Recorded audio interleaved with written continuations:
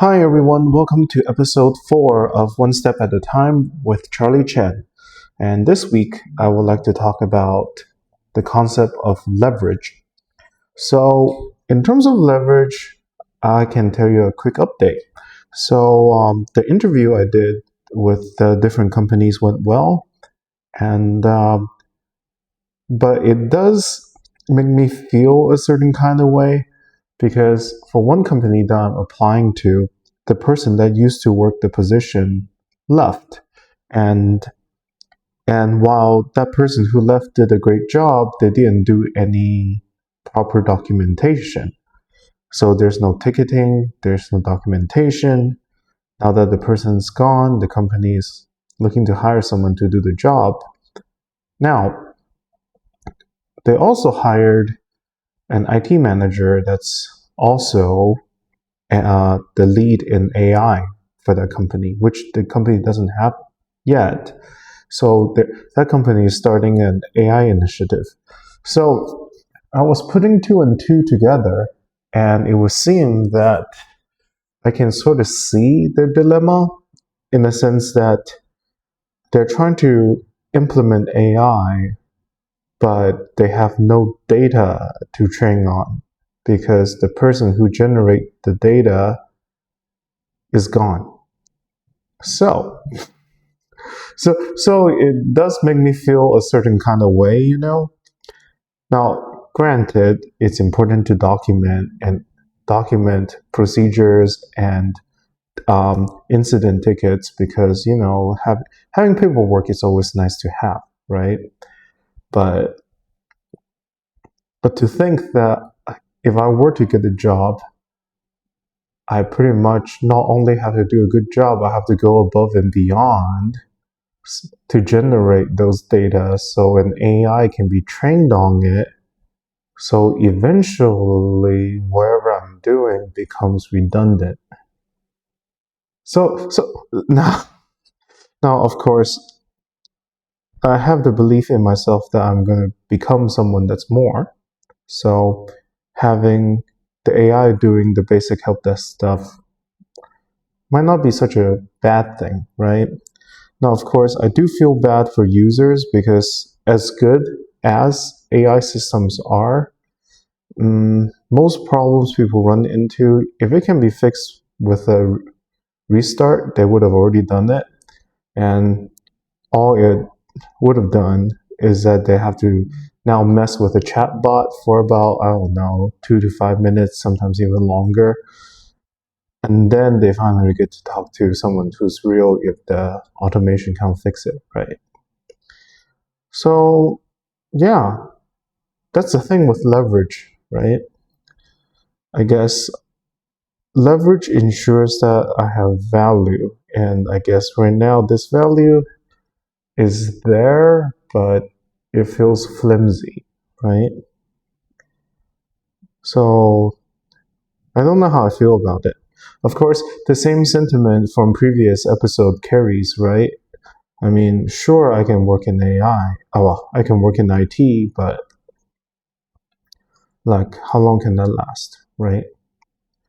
If I work in the back end, I will never feel safe because there will be no leverage unless there's a catastrophe and they need someone to fix it, right?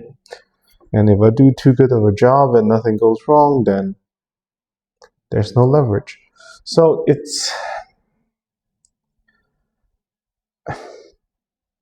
but that's the thing, right?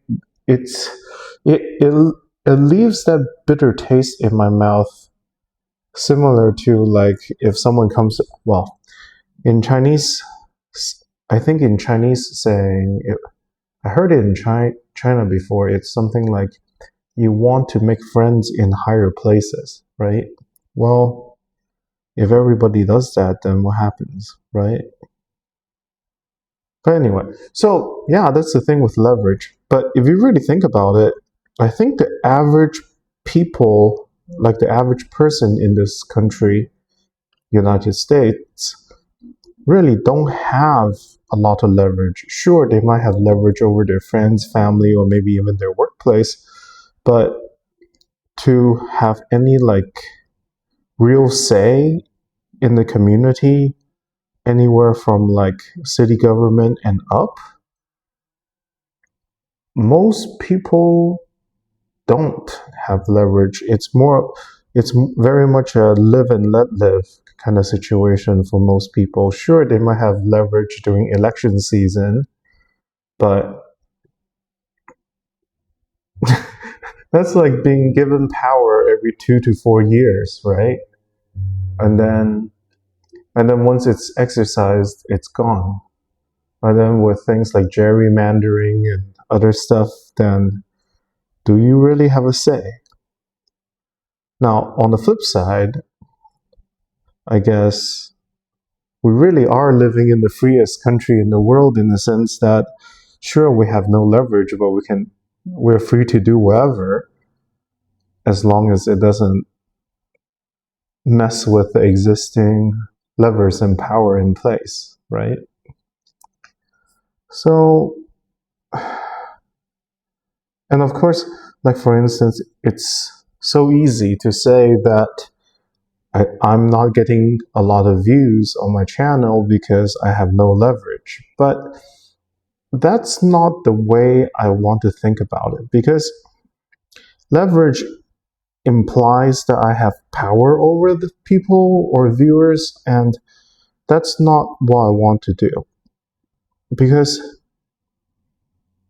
I think it's good that you can click off this video at any time you want, but you can also tune into this video anytime you want. I think that sort of freedom is good. And so if I were to draw people with no leverage, then it has to be some sort of appeal, right? And I saw a video earlier today. It was something about Gary Stevenson was talking about an anecdote about doing karaoke, where he was trying to do his best to sound his best, but then he wasn't really having fun. And then, and of course, he was frustrated. And then an older Japanese man asked him to come over and pretty much explain to him that the point of karaoke is not to sing well, because it doesn't matter if he sings good or not. It is more important for him to actually try to entertain the rest of the people, right? So these videos, while yes, I think it's kind of meaningful to me in the sense that I sort of have a diary and get to suss things out, to sort through things in my mind, at the end of the day, I wish that if I were to disappear one day, whether by bad health or some other random reason, I guess I want these videos to be around to be able to help people. Maybe they can see what has happened, or they can see a common theme that's happening in society. And that would be good, because while the world may be zero-sum, I want to see that perhaps some good can go around, even if I myself don't benefit from it. That being said, it's weird to be free. And in this case, a long time ago, I thought about the concept of freedom versus exile, where freedom is pretty much, well, they're essentially the same thing, right? You're free to do wherever you want, but I feel like the mentality is very different, because freedom is something that you go for, something that you strive towards, whereas exile is a kind of freedom that's sort of imposed upon you, right? Which makes me wonder, are we in America, are we living the land of the free or the land of the exiled, right? And it makes me wonder, because perhaps there's freedom in exile too, right? But that's the thing, I think we are free in exile, but the moment we get close to the city walls or close to any kind of levers that might change society or the way of life or make life better for the average person, the soldiers come out and beat us away. And so, yeah, I mean, so we are free, but not in any meaningful sort of way. So so are we really free if that's the case? I mean, oh, this is, it's putting a lot of mental pressure. It's like dividing by zero. Like,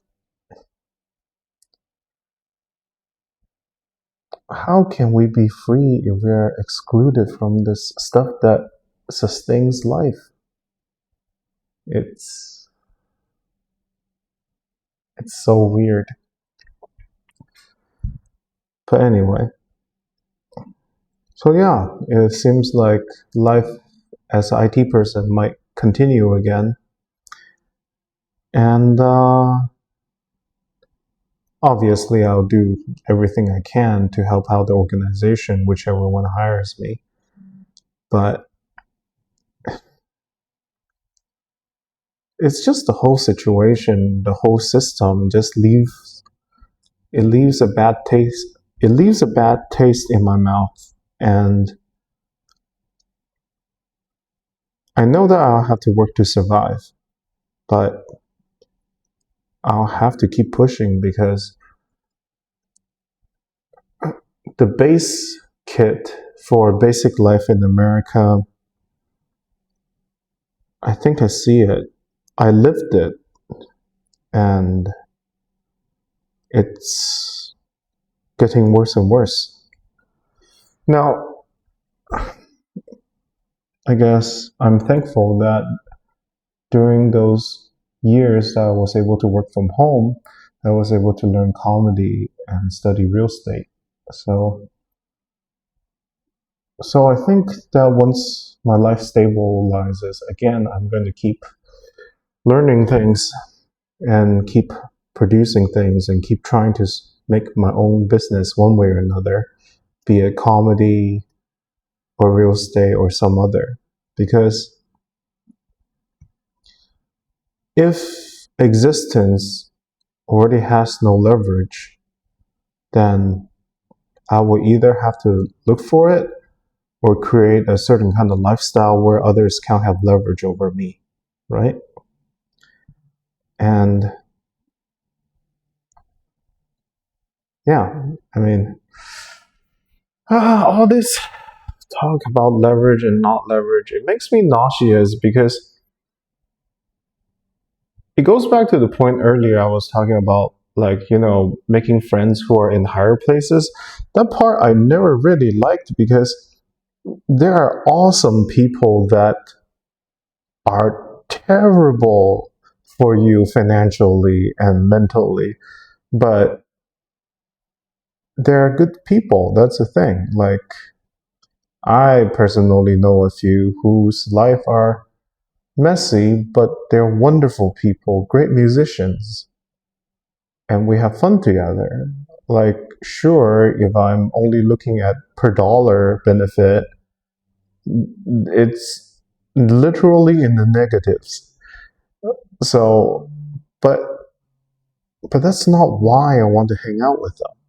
And I feel like a part of my soul is nourished whenever I'm not hanging out with people for the benefit of profit. Now, of course, with entropy and cost of everything, I'm still forced to interact with people for profit. But I hope that I can reach a point where profit means little. Like, sure, there will be profit, but it's not something that I have to survive. But I don't know if that day will ever come. I mean, My biological father, for instance, he works in real estate. I don't know if he still works in real estate right now, back in China. I tried to reach out to him for his help and say, hey, I'm working in real estate too. Maybe you can give me some pointers. He just says he is busy, right? Which, for the purpose of this video, means I have no leverage over him, right? But is it really leverage? Or, truth be told, when the divorce happened, I guess both of my parents decided that the family just wasn't worth it, right? So if it wasn't worth it, then my attempt to reach out to them, it feels ridiculous, right?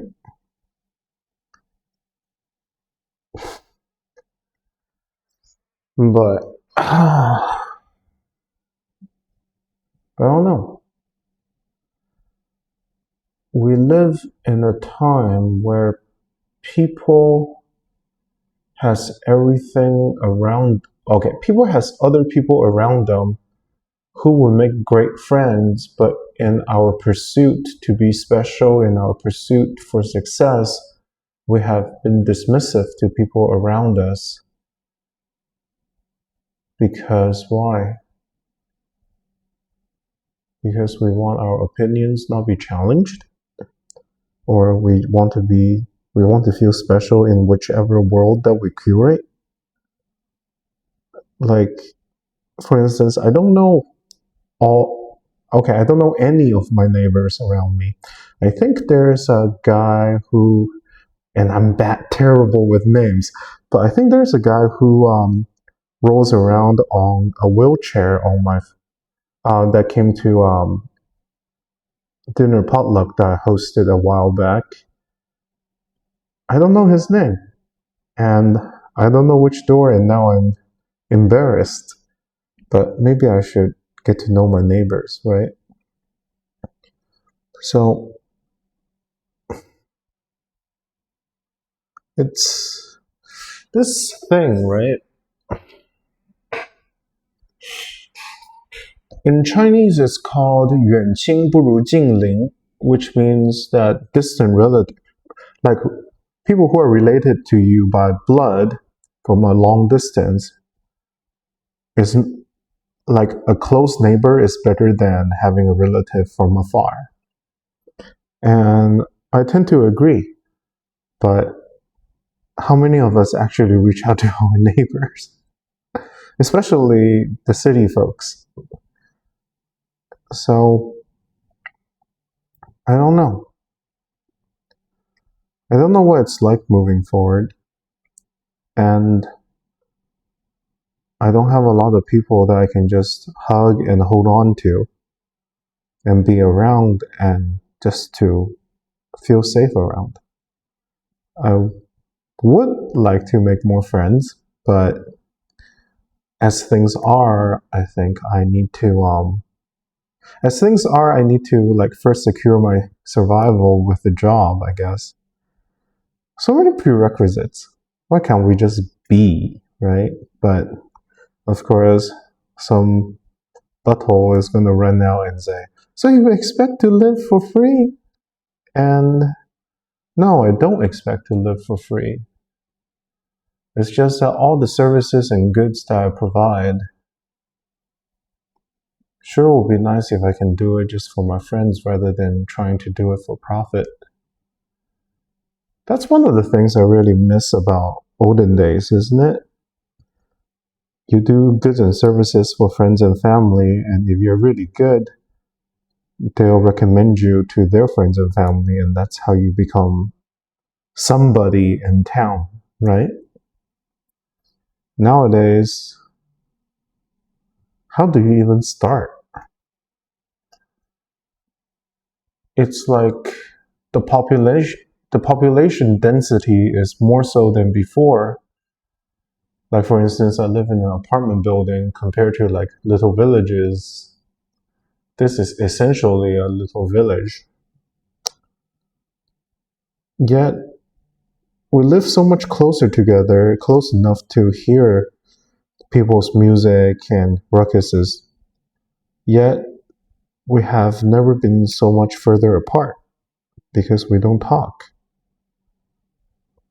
Now, what is it that's stopping us from talking? Is it the fear of disagreement? Is it the fear of finding out too much?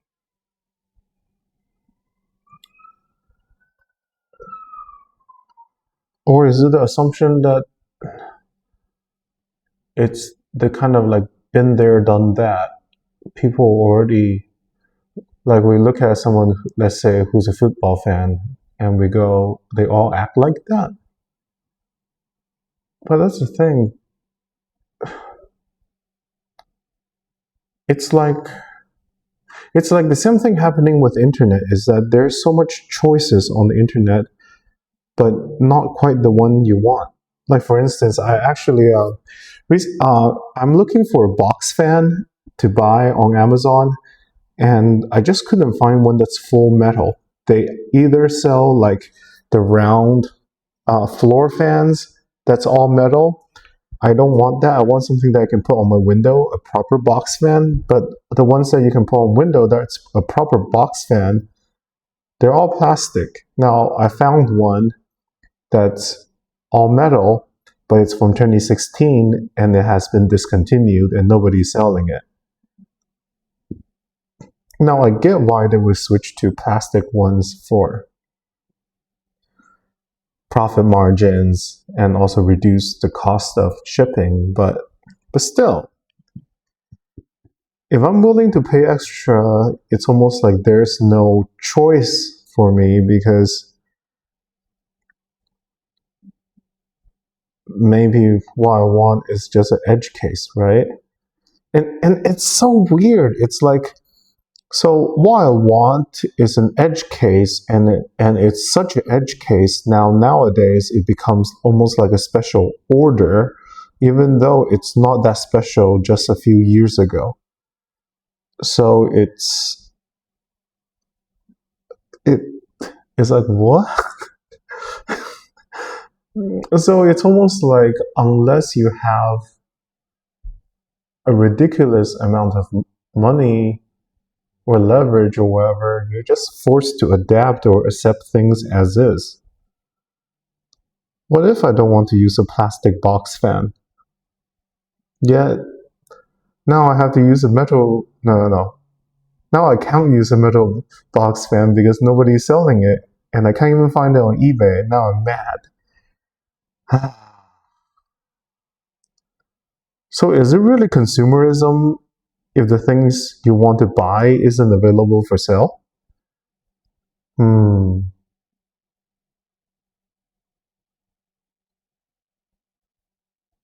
I don't know. It, it's it's a very well crafted, curated form of choices and freedom. It's enough to make you go not to have decision fatigue, but if you know what you want, you won't find it. It's oof. Oh man, that's gonna give me a migraine. Jesus. Ah. Mm. Hmm. That being said, let's see what else is going on. I went to my sales training today for real estate, and I think I learned something really cool. The thing that I really think was cool is it's not about the price, it's always the payment, which I think it's interesting, isn't it? Because unless you're a cash buyer for a house, it is true. It is the monthly payment. If you can, if you can make it the monthly payment, make the monthly payment. Sure, that it could be $1 million home. You will still be fine if the monthly payment is like $2,000 or something. Sure, it might be a 50 or 60-year mortgage. Jeez. But I guess it is a way to get the foot in the door. But with the nature of like amortized loans where like the payment for interest rate is lumped in the front,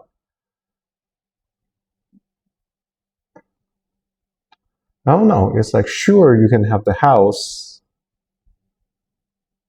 but how many years are you paying?